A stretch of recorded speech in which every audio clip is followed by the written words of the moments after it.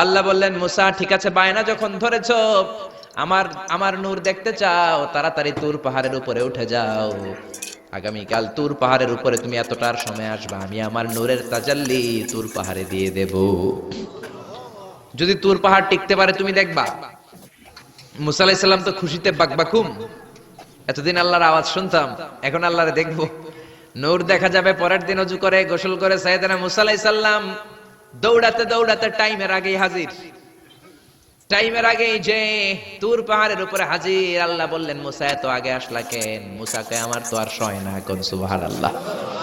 আল্লাহ বললেন, আমার সব কাজ টাইমলি হয়।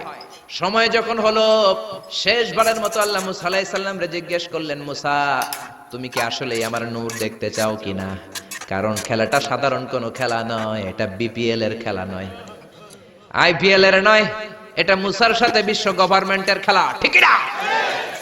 খেলার মাঝখানে যে যদি বলে আমি খেলবো না, তাহলে কিন্তু হবে না রে মুসা। আমার নূরের তাজাল্লি আমার আরশের উপর থেকে দুনিয়াতে পড়বে, খেলাটা বড় ডেঞ্জারাস খেলা, ঠিক কি না? মুসা আলাইহিস সালাম বললেন, ব্যাপার না, ব্যাপার না, আমি রাজি। সবচেয়ে শক্তিশালী নবী ছিলেন মুসা আলাইহিস সালাম।